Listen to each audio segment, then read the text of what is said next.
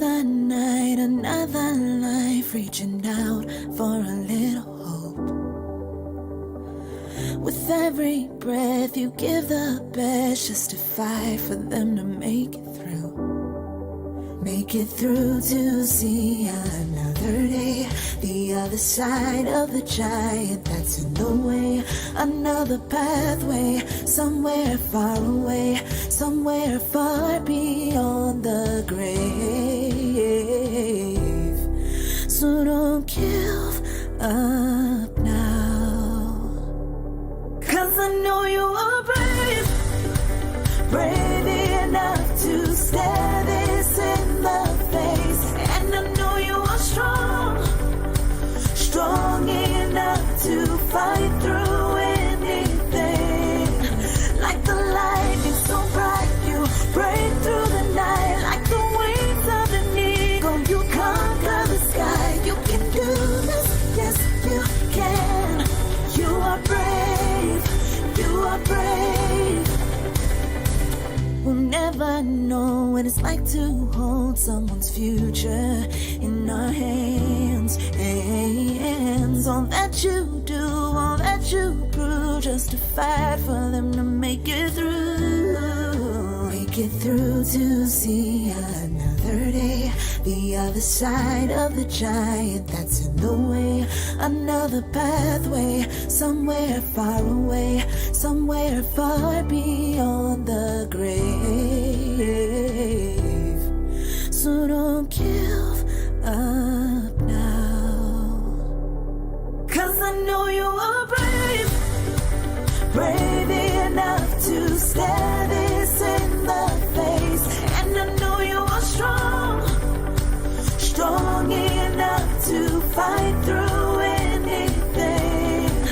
Like the lightning so bright, you break through the night. Like the wings of an eagle, you conquer the sky. You can do this, yes you can. You are brave, you are brave. Don't you give up on this fight, soldier, lift your head up high. We will get to see the light. Like the lightning so bright, you break through the night. Like the wings of an eagle, you conquer the sky. You can do this, yes you can. You are brave, you are brave. I know you are brave, brave enough to stare this in the face. And I know you are strong, strong enough to fight through anything.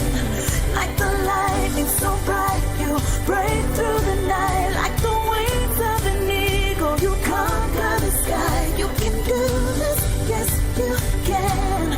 You are brave, you are brave.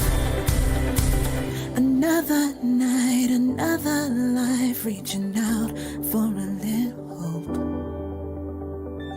With every breath you give your best, just to fight for them to make it through.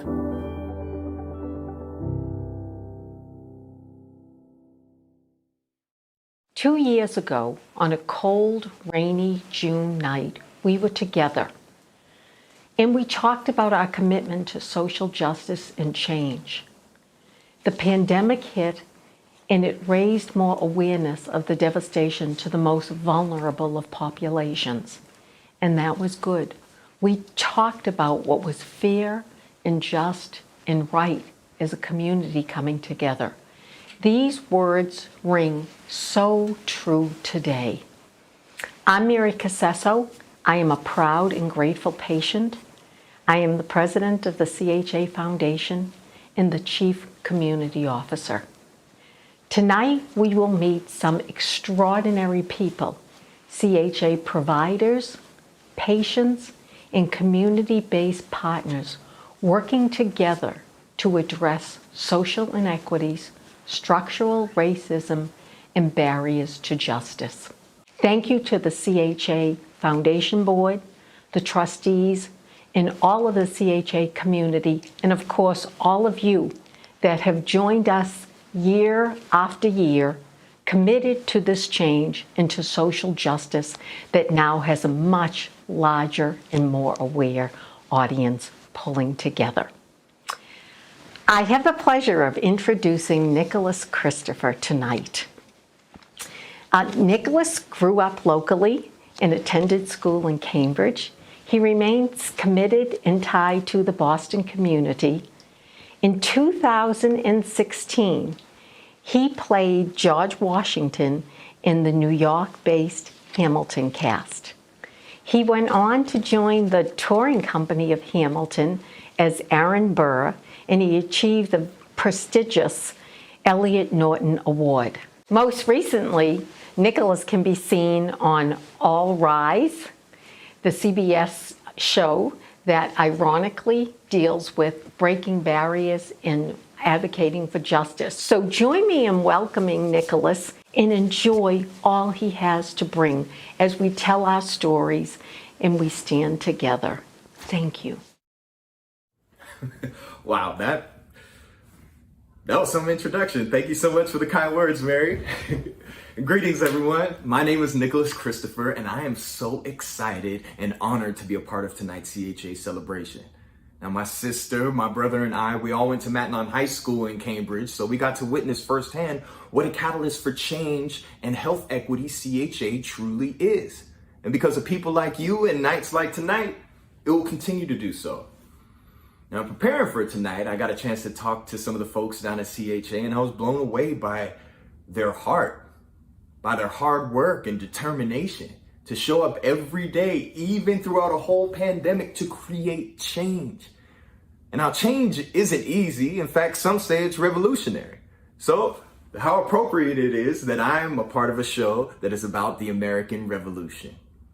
So tonight I'll be sort of your Jiminy Cricket, leading you from segment to segment, singing pieces of my favorite songs from the musical Hamilton. So sit back, relax, and enjoy. Let's have some fun. I'm sitting here in my sweatpants. And let's celebrate change, health equity, and let's raise a glass to CHA. So for my first song, I figured it would be appropriate to sing a song about future generations looking back on organizations and people like CHA and thanking them. So let's have some fun. I was younger than you are now when I was given my first command. I led my men straight into a massacre. I witnessed their deaths firsthand. I made every mistake. I felt the shame rise in me, and even now I lie awake, knowing history has its eyes on me.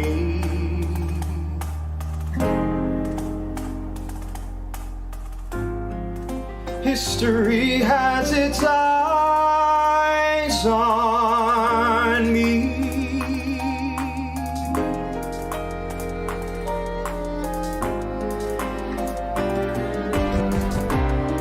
Let me tell you what I wish I'd known when I was young and dreamed of glory.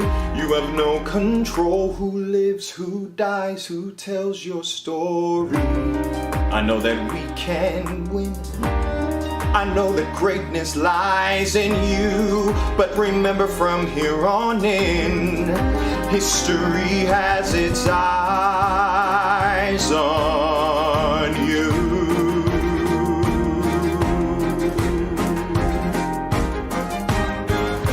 History has its eyes on you.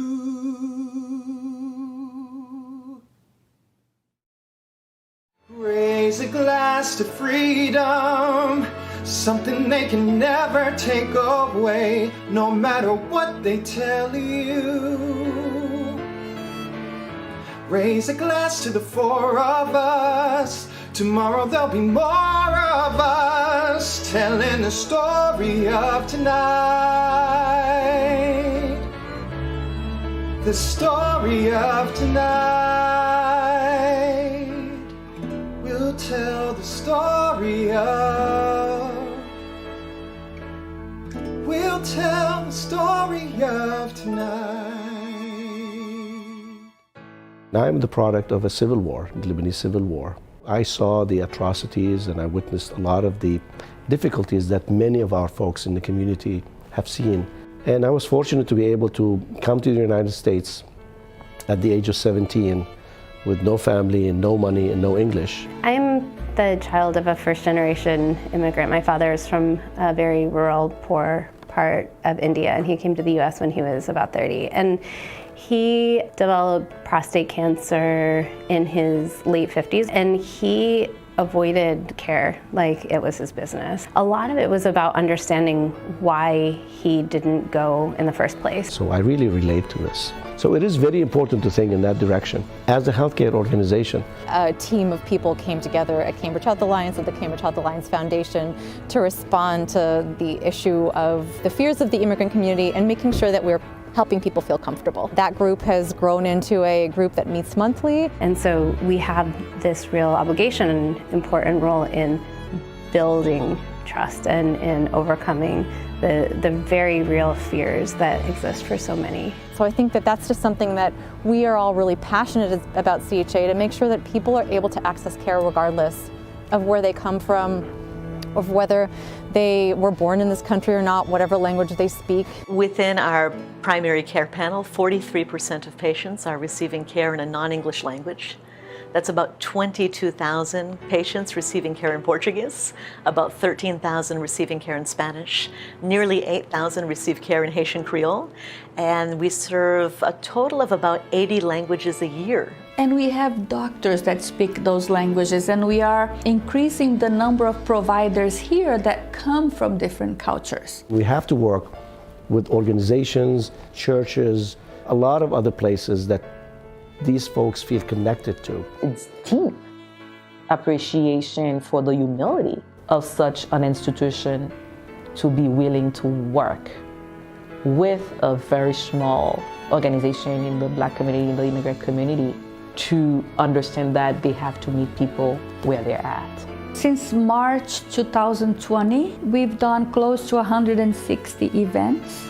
Close to 100,000 people reached through these events. So CHA has become in our community, a house name. I've been living in USA since August 2005, and I was brought here illegally through trafficking. I lived like I didn't exist, so I was hiding, and I decided I wanted to do something. Because I couldn't live any longer the way I was living, I connected with Dia. And as an immigrant myself, I really understand what it means to give up everything you know. She's the only person with who I can talk like 100%. And she knows, I think, more about me than my husband does. She helped me, oh my God, in every way. What I'm hoping with her and with many of my other patients is to be able to be part of that journey with them, because I do think they're incredibly alone. She's been the best thing to me here in America.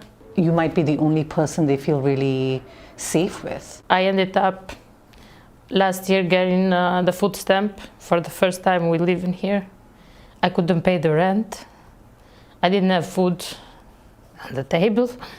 The only person where I was talking to was Dia, and she started giving me some gift cards so I can push through. Not only that, but she helped me pay my rent for 3 months.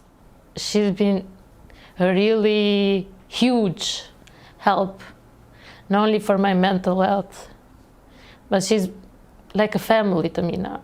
And I think I'm the unluckiest person in the world. I may not live to see our glory, but I would gladly join the fight. And when our children tell our story, they'll tell the story of tonight.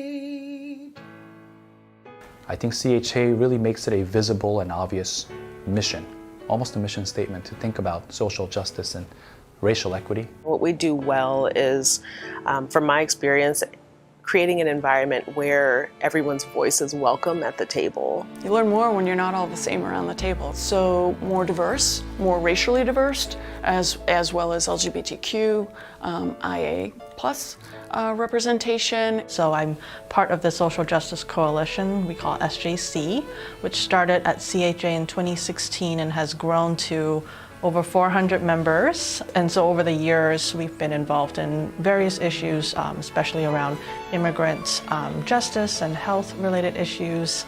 I've been part of the Diversity Council since it was started. And for a long time, the focus was more educating folks on the various cultural things that were going on, which is great, including going to Pride. Last June, we went to a Cambridge rally for Black Lives Matter. The flashpoint having to do with the tragedy in Minnesota and the death of George Floyd.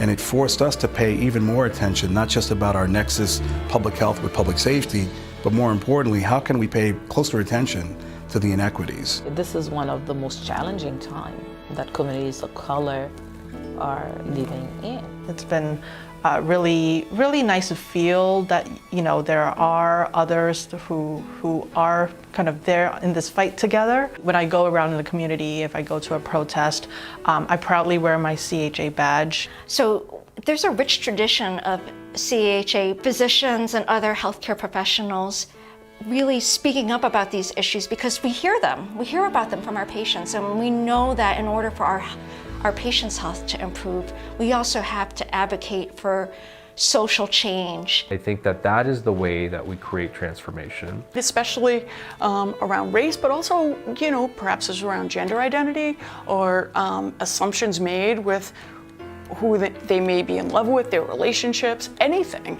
As someone who identifies as gender fluid myself, it has also been a joy to work with a therapy patient, for example, who is non-binary, transmasculine, and for them to feel that they've really just felt that CHA has provided deep care for them, that has been compassionate, that it has been in stark contrast to many of the ways that they've experienced mental health care in the past. And while I don't think we're beginning the journey in thinking about diversity, equity, inclusion, racial justice, anti-racism, we're not all there yet. But more importantly, when an institution establishes a culture of equity, a culture of social justice, a culture of racial justice, anything else is possible.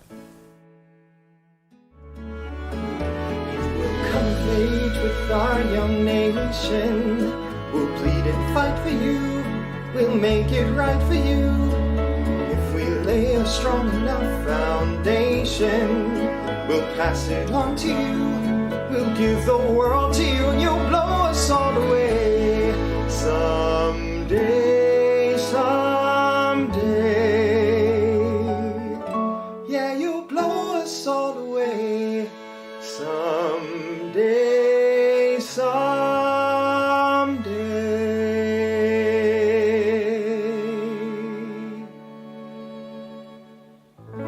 I think that health equity is kind of the foundation of our work here. Health happens and lack of health happens much before patients walk into our doors. And Cambridge Health Alliance understands that, and so I feel there's a rich tradition of building in programs that help address those social determinants of health. So we do a lot of community engagement, trainings, workshops, but also a lot of outreach and education. We began working on dental at Somerville High School, which has a large population of unaccompanied minors who come to this country while they're adolescents. They have never had any dental care. We found out from the high school counselors that the kids were missing school. After the common cold, dental cavities is the second most disease that leads to missing work and school days for Americans. And so we're able to provide that service to them for free. We have initiatives to really engage young people in prevention work around substance use prevention, leadership development, and really build their civic engagement and advocacy. The internship that CHA actually backed was about mental health wellness. Like it's insane how stressed out our generation is because of just COVID-19 and that need to succeed. because we're first generation. And then the main project for the year was to create some sort of online event and reach other people. We had about 60 people attend. But I really want to make sure that the next generation, or even kids in my grade, know how to handle these things before they boil over into something bigger. One of my favorite programs that CHA runs is the school-based teen health centers. We provide full array of resources, healthcare for young people, and also some after-school programming as well. The CHA is honestly one of those saving graces I feel for our community, because you see the Teen Health Center at Everett and Somerville. It's one of those things like, wow, an organization is really trying to get out there and help us. The Revere Produce Market was an intentional partnership between Greater Boston Food Bank and CHA.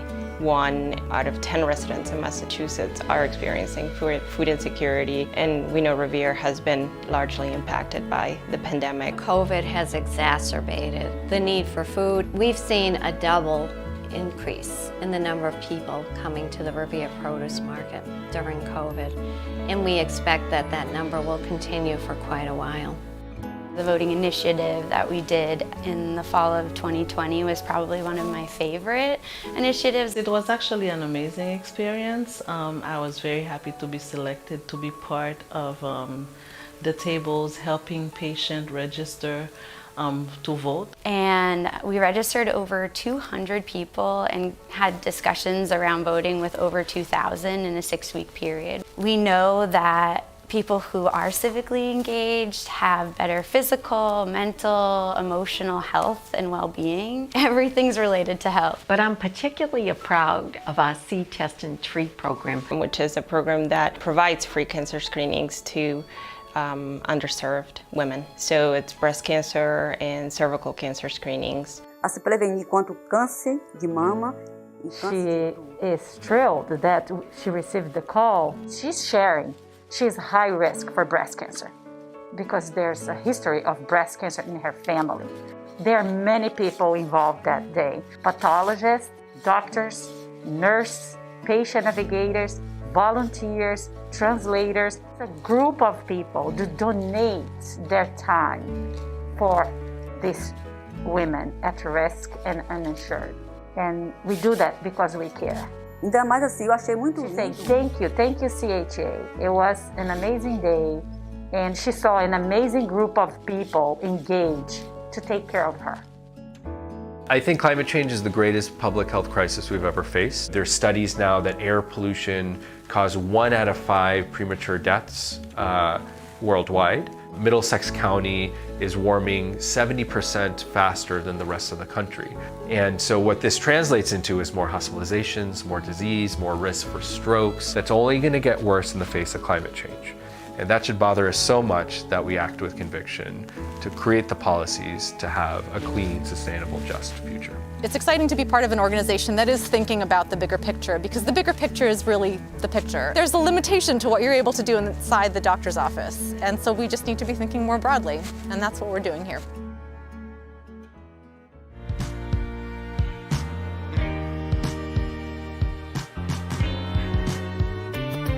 I am not throwing away my shot.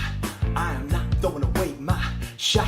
Ayo, I'm just like my country. I'm young, scrappy, and hungry, and I'm not throwing away my shot. I am not throwing away my shot. I am not throwing away my shot. Ayo, I'm just like my country. I'm young, scrappy, and hungry, and I'm not throwing away my shot. I imagine death so much it feels more like a memory. When's it gonna get me? In my sleep, 7 feet ahead of me. If I see it coming, do I run or do I let it be? Is it like a beat without a melody? See, I never thought I'd live past 20. Where I come from, some get half as many. Ask anybody why we living fast and we laugh, reach for a flask. We have to make this moment last, and that's plenty. Scratch that, this is not a moment, it's the movement. We're all the hungriest brothers with something to prove. When foes oppose us, we taking on a stand. We roll like Moses, claiming our promised land. And If we win our independence, is that a guarantee of freedom for our descendants? Or will the blood we shed begin an endless cycle of vengeance and death with no defendants? I know the action in the street is exciting, but Jesus, between all the bleeding and fighting, I've been reading and writing. We need to handle our financial situation. Are we a nation of states? What's the state of our nation? I'm past patiently waiting, I'm passionately smashing every expectation, every action's an act of creation. I'm laughing in the face of casualties and sorrow. For the first time I'm thinking past tomorrow. And I am not throwing away my shot. I am not throwing away my shot. Ayo, I'm just like my country. I'm young, scrappy, and hungry, and I'm not throwing away my shot. I am not throwing away my shot. I am not throwing away my shot. We're gonna rise up, rise up, rise up, rise up, rise up, rise up, up, up, up. Time to take a shot, time to take a shot, and I am not throwing away my shot. I don't pretend to know the challenges you're facing, the world you keep erasing and creating in your mind. But I'm not afraid. I know who I marry, so long as you come home at the end of the day. That would be enough. We don't need a legacy. We don't need money. If I could grant you peace of mind, if you could let me inside your heart, oh, let me be a part of the narrative and the story they will write someday. Let this moment be the first chapter where you decide to stay. And I could be enough, and we could be enough. That would be enough.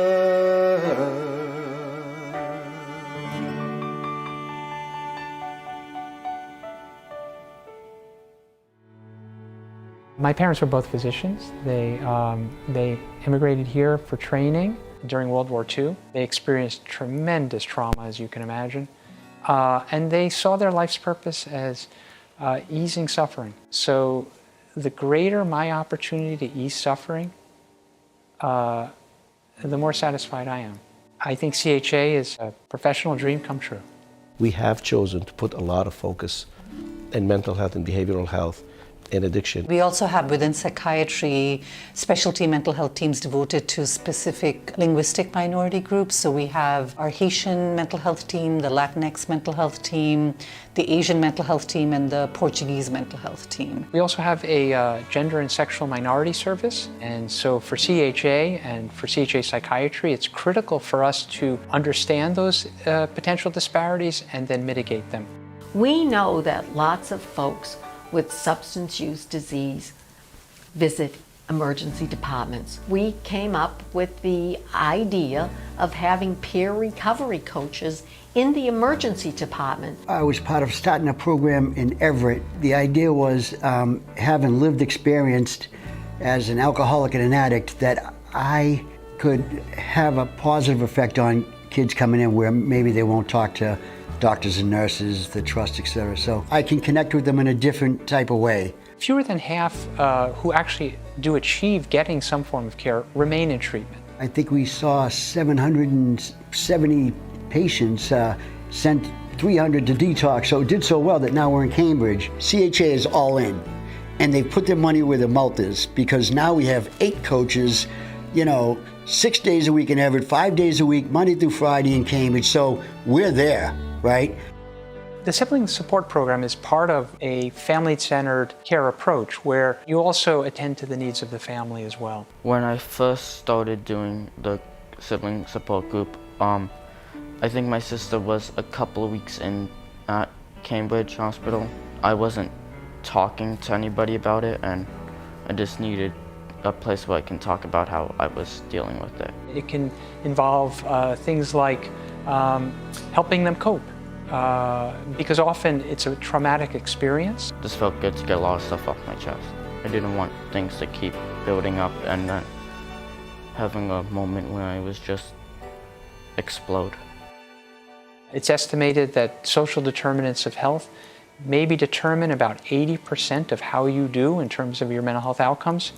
And you can imagine they've all been worsening, during the COVID pandemic. The nurses in the ICU, medical residents who were seeing, on the ground in the worst of the pandemic, they were really on the front lines. What we did at the VOV and in collaboration with other providers at CHA were to offer sort of secondary trauma support groups for both within CHA and outside of CHA. Just congratulations to the whole organization, CHA, for weathering a once-in-a-century pandemic and really meeting the needs of the most marginalized populations in this city and doing so nimbly and so compassionately.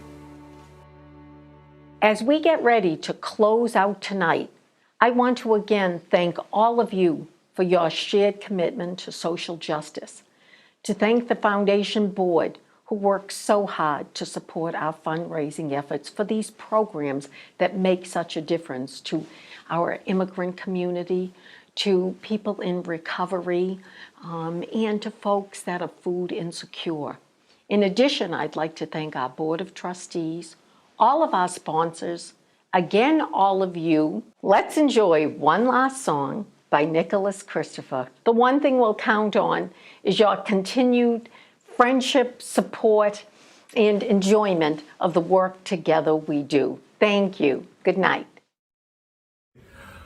Oh, what a night. I had a blast. Did you have fun? I can't believe it's almost over. It just went by like that. So before we close up, I want to thank a couple of people. One is my Auntie Sharon and Roanne for getting me involved with CHA this year. And I want to thank everybody at CHA for their continued hard work and revolutionary change. I also heard that it's CEO Assad's birthday today, so I figured we could raise a glass and toast to him. Happy birthday. Speaking of birthdays, I had to pre-record these videos because my fiance and I are expecting a little girl, and we'll most likely be holding her while we watch this tonight. And that's why it means so much to me. That's why CHA means so much to me, because they're thinking about the future generations. And it comforts me to know that there are people and organizations out there that are creating a better future for our loved ones. So to close out tonight, my final song, I need a little help. And I'm going to be asking a loved one, my brother, to help me out with this last song because it's my favorite song and he's my favorite voice. And so here we are. Thank you so much for being a part of tonight, everyone. And good luck and God bless. Mr. President, you asked to see me? I know you're busy. What do you need, sir? Sir? I want to give you a word of warning. Sir, I don't know what you heard, but whatever it is, Jefferson started it. Thomas Jefferson resigned this morning. You're kidding. I need a favor. Whatever you say, sir, Jefferson will pay for this behavior. Talk less. I'll use the press, I'll write under a pseudonym. You'll see what I could do to him. I need you to draft an address. Yes, he resigned. You can finally speak your mind. No. He's stepping down so he can run for president. Good luck defeating you, sir. I'm stepping down, I'm not running for president. I'm sorry, what? One last time. Relax, have a drink with me. One last time. Let's take a break tonight and then we'll teach them how to say goodbye. To say goodbye. You and I. No, sir. Why? I want to talk about neutrality. Sir, with Britain and France on the verge of war, is this the best I want time? to warn against partisan fighting. But pick up a pen, start writing. I want to talk about what I have learned, the hard-won wisdom I have earned. As far as the people are concerned, you have to serve. You could continue to serve. No. One last time, the people will hear from me. One last time. And if we get this right, we're gonna teach them how to say goodbye. You and I.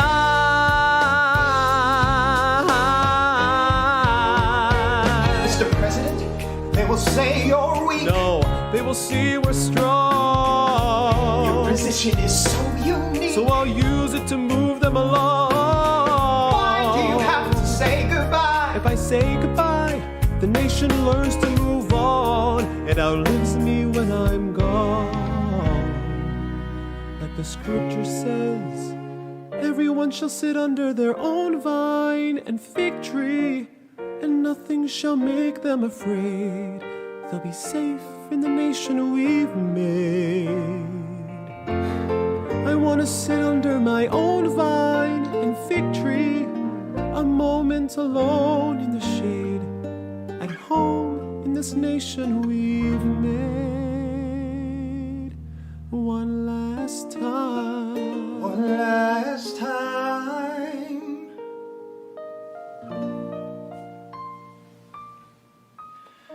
Though, in reviewing the incidents of my administration, I am unconscious of intentional error. I am nevertheless too sensible of my defects not to think it probable that I may have committed many errors.